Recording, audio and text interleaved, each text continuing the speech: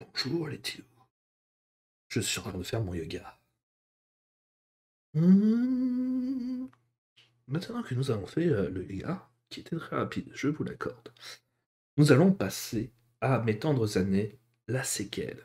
Et la séquelle, bah, ça va, après le one-shot que j'ai lu de mes tendres années, raconter l'histoire de nos héros qui ont grandi et qui passent dans leur vie d'adulte. Et pour donner enfin une conclusion à cette histoire, parce que voilà. Et le 10 aussi étant, c'est que comme je vous l'avais dit, cette histoire était bonne enfant parce que c'était avec des adolescents. Nous étions avec des adolescents. Et comment réussir à rendre ça mignon, comment réussir ça à rendre attachant, comment rendre ça, on va dire,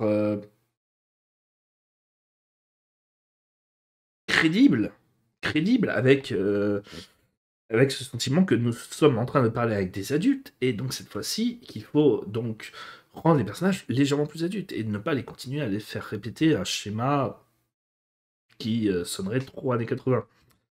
Et je dirais que on y arrive. On y arrive véritablement, avec toujours ce côté good feeling et attachant, mais on ressent des histoires qui ont un petit peu plus de conséquences. Et c'est ça qui est plaisant, c'est que derrière, bon, bah, et justement, en plus, c'est ça qui est bien, c'est que le côté un petit peu tête à claque du héros qui décide de rester le petit beauf, le petit misogyne comme il est, mais de s'ouvrir un petit peu plus et de remarquer que aussi, bah, justement, à force de continuer à être ce qu'il est, il est en train de se faire détester et de remarquer que ça va pas l'aider. Par contre, là où je suis un petit peu déçu, c'est que bah, l'héroïne, elle s'appelle, ne grandit pas par rapport à ça et continue à rester bah, juste amoureuse du héros, et ce malgré justement le fait qu'il est un petit peu tête à claque. Alors certes, elle va faire des trucs pour piéger le garçon qu'elle aime, mais ça c'est surtout parce qu'elle sera influencée par ses amis, et donc pas réellement de sa part. Elle s'en voudra même sur le sujet.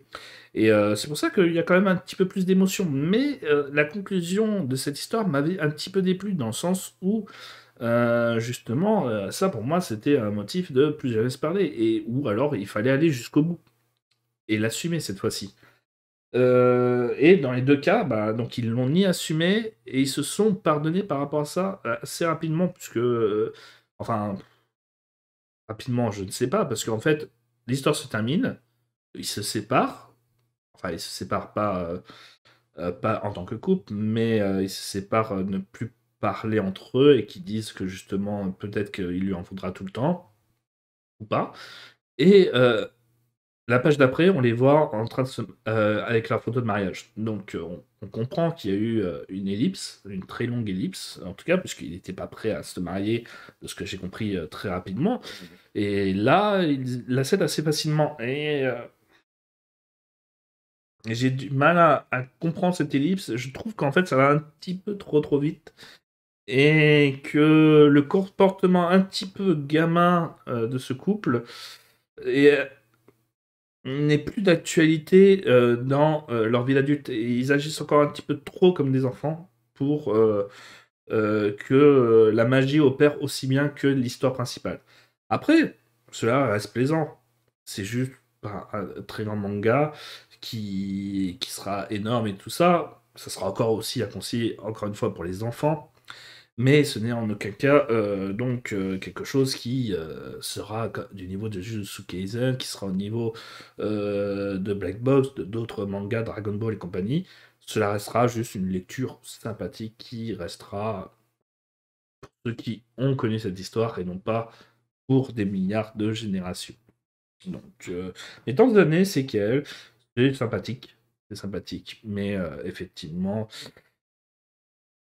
il y a des défauts et la nostalgie est là pour atténuer ces défauts, mais ne pas rester non plus de marbre pour dire qu'il faut lire cette histoire. Non, parce que ce n'est pas le cas. Mais si vous l'avez vu en tant que jeune, au moins vous avez découvert des personnages et une histoire qui parlera peut-être à d'autres personnes,